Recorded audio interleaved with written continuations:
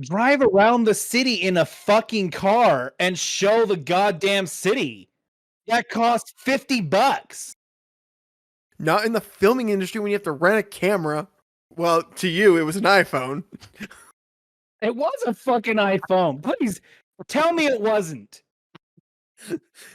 Hey, I will say this. They picked up a vlogging camera, okay, and tried their best. All right. I'll give you that. A webcam. It was a webcam. 1, 2, 3, 4.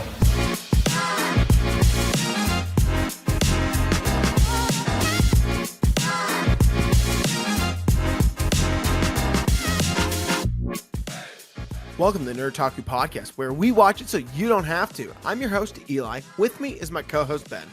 Hello, listeners. Happy to be here. This week, we're reviewing the 2019 action thriller movie called Kill Chain. Spoiler warnings ahead. Ben, my dude, are there going to be spoilers? Well, yeah, this one's going to be very dissected. Well, you'll find out once we get to it, but whew. Yeah. Director, Ken Sanzel. Main cast, Nicolas Cage, Annabelle Acosta. Holy hell, Ben. Holy hell. That's the best way I can describe this. What the hell did we go through? This is a mess. Hot garbage. Can't even describe how bad this was. What were your thoughts? It was just tragic. I gave it a 5 with the trailer, hoping that it would go above. It definitely did not. It dropped dramatically. I don't even know. We will get into it. Yeah, we'll get into it. So, Kill Chain. The synopsis for Kill Chain is 3 strangers' lives are inevitably entangled in a conflict none of them are prepared for. It couldn't even give a very good synopsis for the film. What do you mean entangled? I don't feel like what? Oh boy. Wow, that synopsis gives you nothing. It's just like the trailer. Hot garbage. Yeah, that trailer. I thought the line from that trailer, I am in a little bit of a difficult situation. Like, difficult? Just be honest. You screwed a woman over her money. I gave this a 3 out of 10. I also gave it a 3 out of 10. Sit back and relax, everyone. This is going to be a real dissecting plot and whole movie. So let's begin. Let's start with plot. 0.75. I gave it a 0.5. Why'd you give it a 0.75? Because it had a good plot. Executed terribly, but its plot wasn't bad. It's basically about a man who has this friend who ended up, we'll say daughter, not really her daughter, but this girl got killed by corrupt cops, and he is getting revenge for a friend who tried to avenge the daughter's death, didn't end up being able to avenge the death, got caught by the bad woman. Doesn't even have a fucking name. The bad woman. Yeah. Got caught by the bad woman. Ended up getting beat to death. So he ends up at this hotel who his friend Franco owned. That's the guy.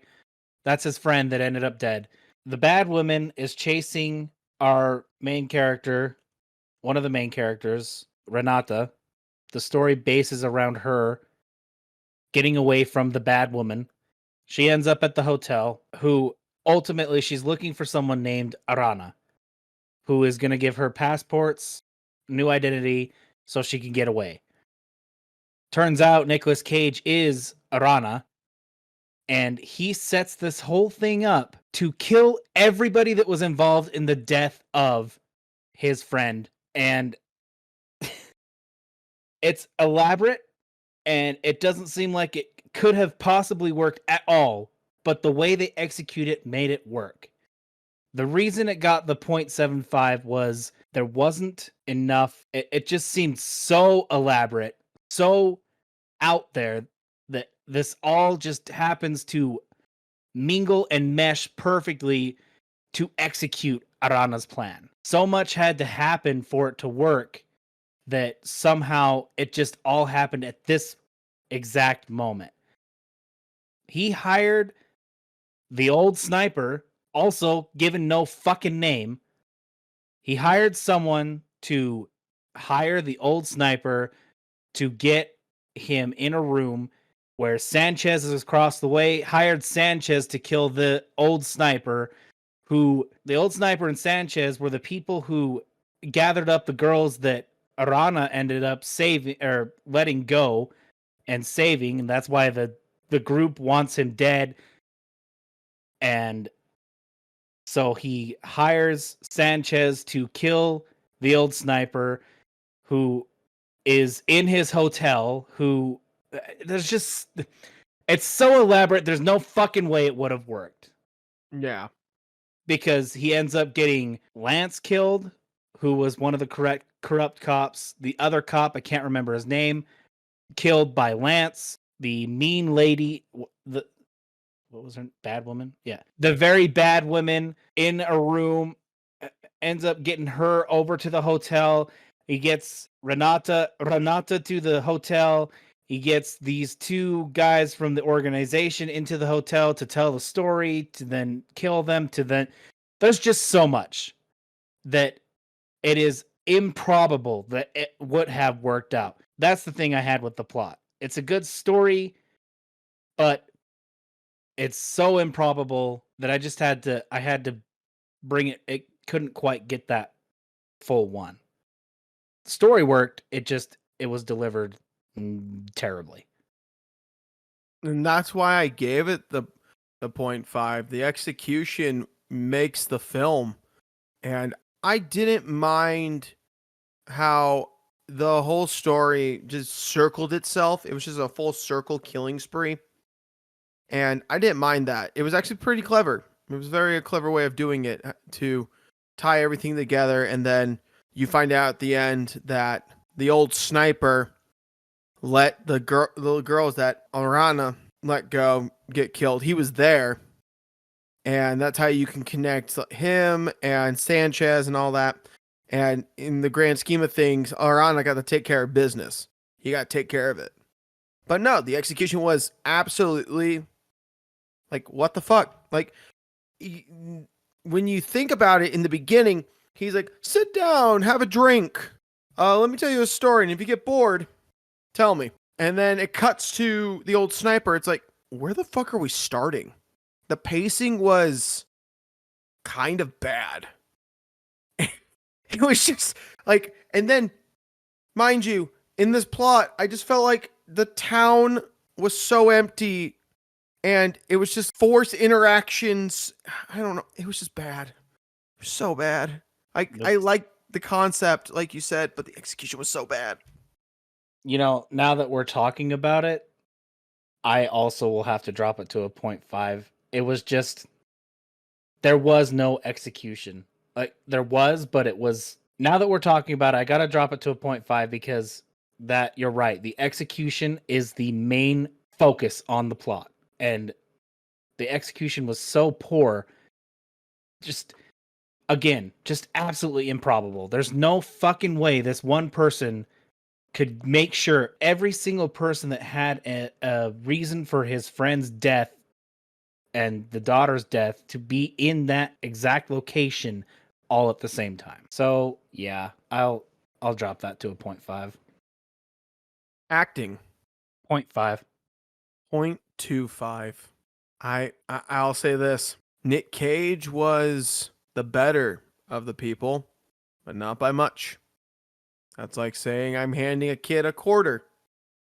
But previously, everyone else is a dime. It wasn't that much better. I'll say this. Nicolas Cage films are hit or miss. And it's really in the acting department. and this one was a strikeout. It was that bad. I thought when he was acting in the scene where he's talking about the girls, how he was trying to save them and they got burned, he went over expressive and then like forced that drink like, ugh. And then everyone else was like, yeah, like moving side to side. Those two contract killers were like trying to talk to him. You know, we heard you got no friends. I used to. It's like, what? The delivery of these guys acting, I didn't find any of them to be captivating. What the fuck was that sex scene?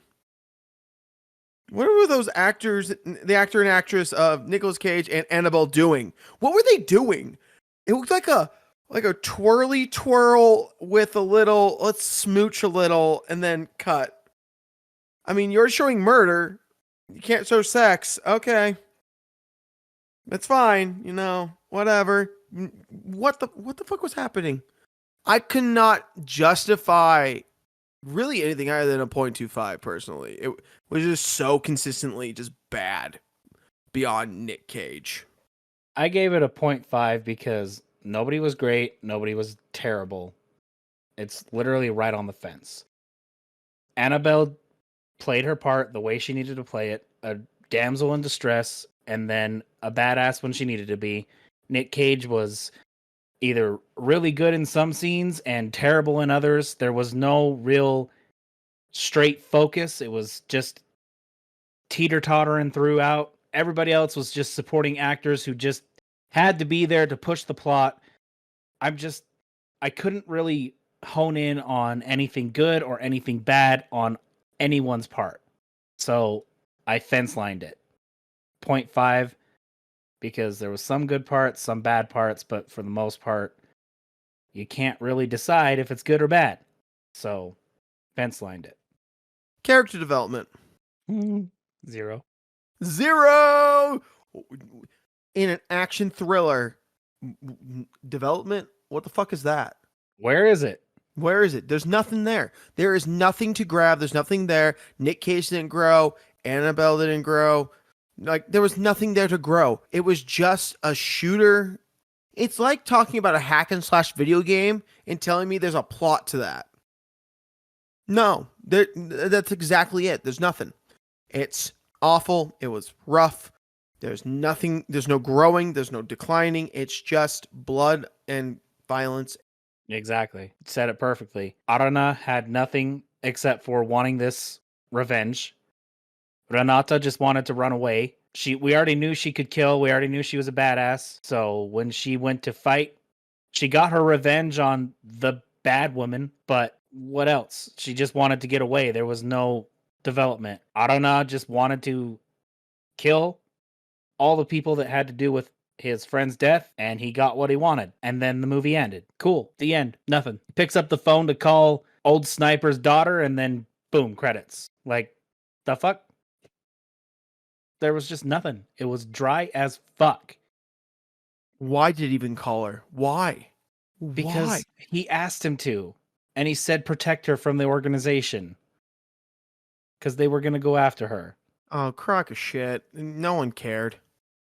They were probably trying to set up a number 2. And I'm just going to say it ain't going to fucking happen. No. 2's never going to happen. Sound and music. 0.25. I gave it a 0.5. I like the boom booms. I like the sounds of the shots, but the music, there was nothing really too much than just generic action. So I feel like I'm being a little generous, but I just like the kind of the shootout sequences and the sounds, but that's really much it. There was no action music to this action thriller film. When she There was going was down the none. stairs, like it was all like dun-na-na-na-na-na. More like bum bum bum bum bum bum bum bum. It was still something. What the hell? The fucking jazz music in an action thriller as they're driving. What the? Who the fuck thinks that jazz music is a good idea for an action thriller? There was nothing in this film Sandel. for, right? There was nothing in this film for connecting you to this plot. Nothing. No music. The blasts from guns. Okay, that's easy to replicate. You shoot a blank and it makes the sound of a gun. I mean, for what they had, it wasn't bad. It like for the action. Come on. We could be talking about Oz Zombies and talking about their sound quality. Okay, I understand that. But this is an action thriller. Action thrillers need the music. They need the suspenseful buildup. They need to pull you into the story through their music. Mm-hmm. Jazz music ain't gonna fucking do that. I brought it down to a 0.25 because of the jazz. It was shit. Yeah. Cinematography. 0.25. I gave it a 0.5. I thought his cinematographer, I gave it a little bit of a break. You know, the guy's only shot films that are in the Hispanic TV realm. But, you know, hey, I thought some of the shots were clever. The lighting was bad, straight bad. I really thought it was not great, but not the worst thing I've ever seen. So I give it the 0.5 because I'm on the fence like you were in acting. Listen, I couldn't with this film. That fucking camera movement felt like I was looking at someone recording on their goddamn iPhone. He probably did. So much up and down, so much movement. Someone was literally with a camera on their back running with the cars. The fucking lighting, the green light in the car as Lance and what's his bucket were talking. I couldn't, man. I just couldn't with this film. That camera movement was just shit. I swear to God, they hired a high school kid to run with the cars as they're driving or walk with the people as they're walking up to people. That camera was sideways, up and down, angled. There was no straight shot throughout. It was just shit. Did you feel like you were watching a porno? Like just the angles like shaky.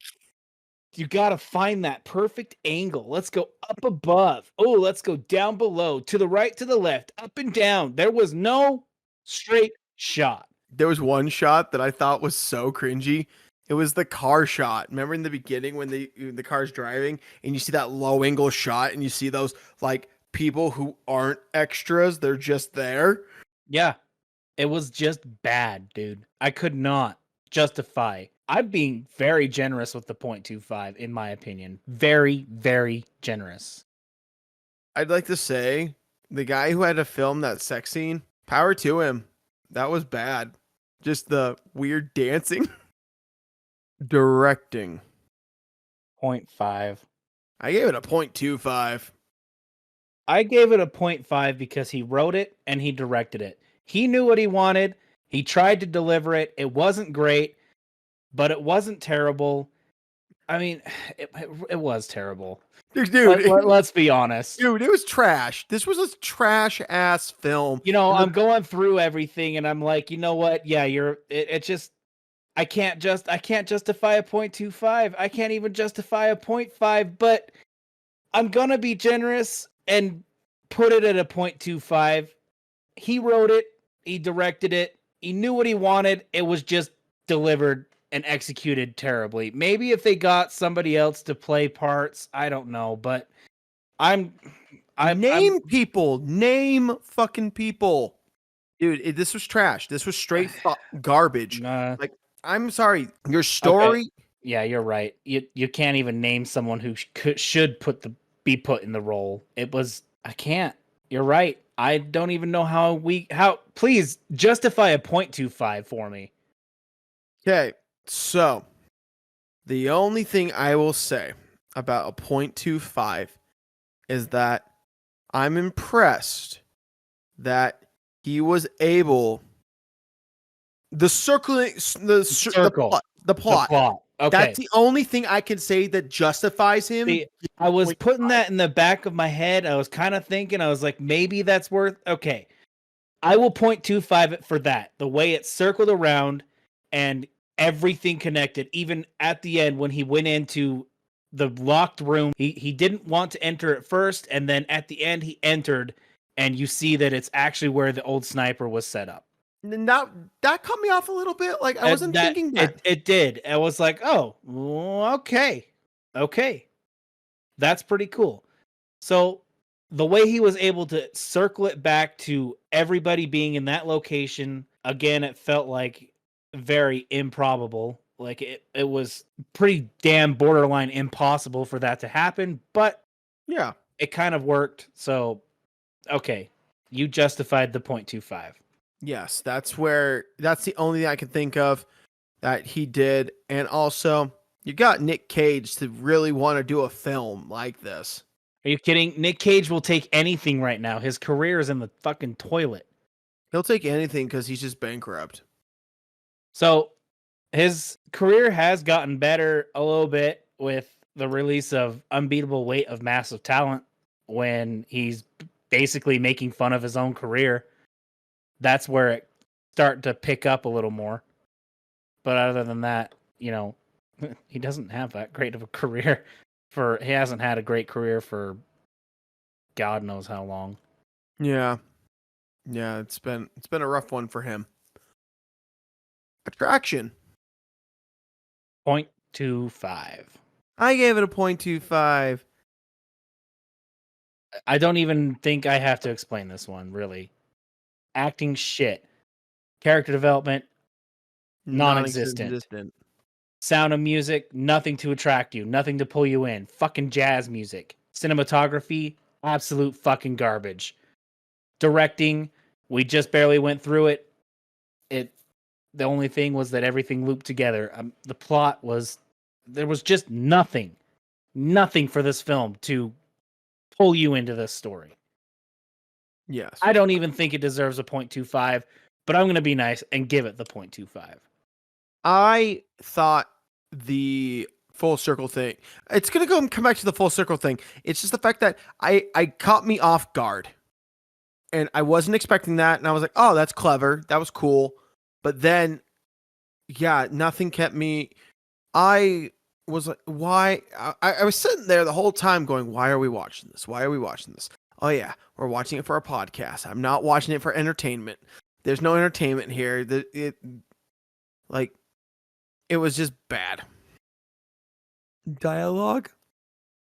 I did give that a 0.5. I gave it a 0.25. Here's one of the lines I thought this was a cringe line. So in the film, there was one line that made me really go really.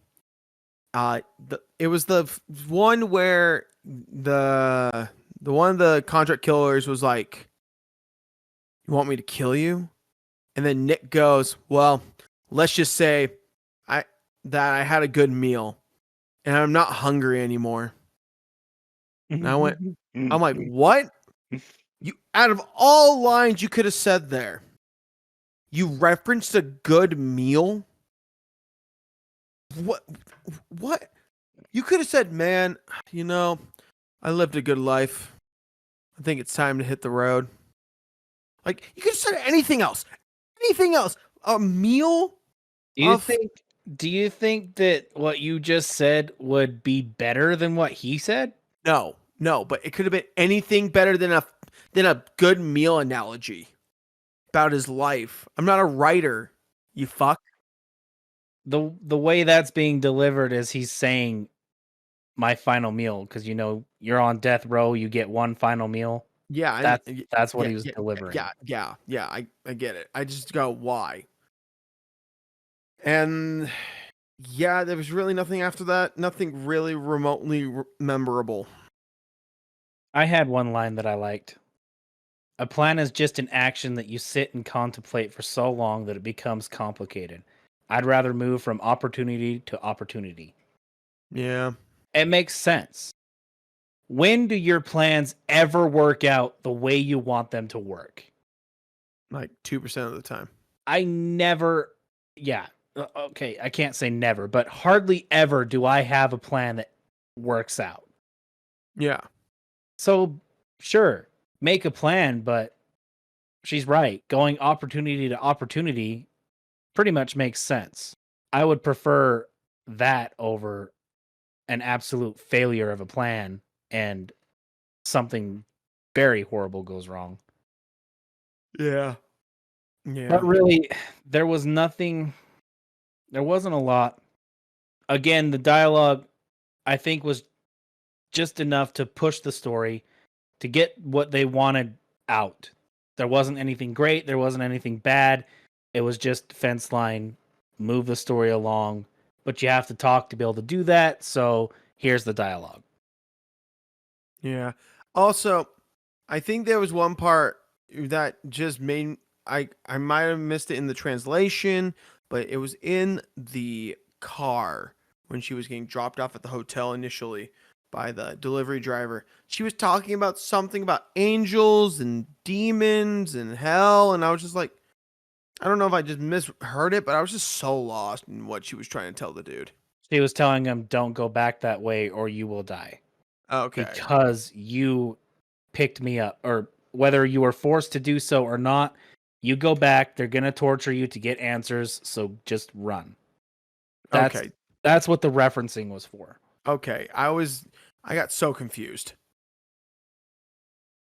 Scenery. 0. Oh wow, I gave it a 0.5. Why a 0?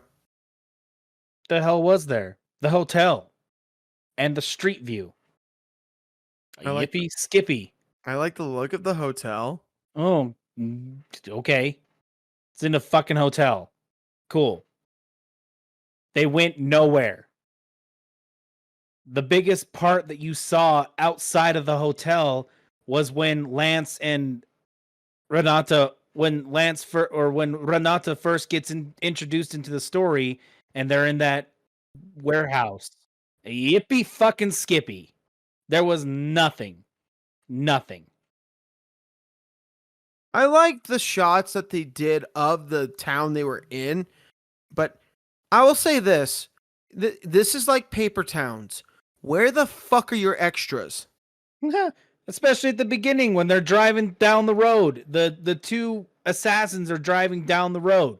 There's nobody out there. Where'd they go? There was no one. Like, I'm sorry. In South America and in Mexico, in Central America, there's a lot of people who live there. You cannot tell me that there were 2 American hookers and a car, and that's it. Fuck no. No, you'd be seeing a bunch of people walking the streets and going to shops and playing games at night, and like you'd be seeing drug dealers and all that crap. Not just 2 chicks from America getting stuck into sex trade because they don't know anything else, and Nick Cage walking out smoking a cigarette. So tell me why the 0.25. I like the shot of the city. It looked cool. I'm being generous, okay? Leave me alone. He tried on a $3.5 million budget. You're so nice. I had to give him I had to give it for the fact that his budget was low and he tried what he could. He probably had to pay $1 million of it to Nick Cage to even get him drive around the city in a fucking car and show the goddamn city. That cost $50. Not in the filming industry when you have to rent a camera. Well, to you, it was an iPhone. It was a fucking iPhone. Please tell me it wasn't. Hey, I will say this. They picked up a vlogging camera, okay, and tried their best. All right. I'll give you that. A webcam. It was a webcam. He picked up a Canon XA25. They're valued at $2,000, and they had 2 cameras. That was it. Fucking ugh. I'm sorry, but scenery, it gets shit. There was no scenery. There was nothing. Yeah.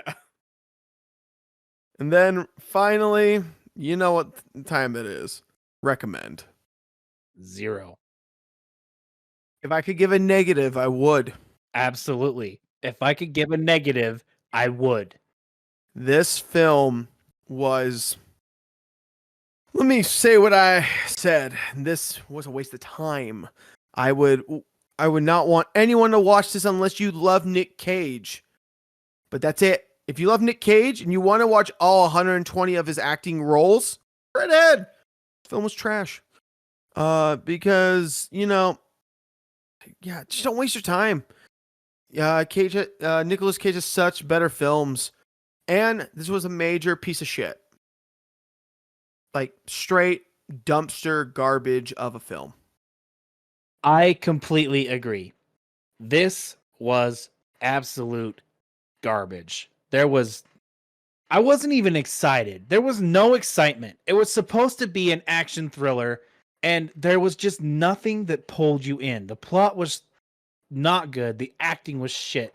Your development was non-existent. I'm going through all this again. It's just, I can't express it more. It just fucking sucked. I literally thought throughout this, I'm like, an hour and a half of this bullshit? Are you fucking serious? Good thing I love this fucking podcast because that, oh my Jesus, dude. It was, I think this was the worst thing we've watched. Yeah. It was so fucking bad. Do not waste your time.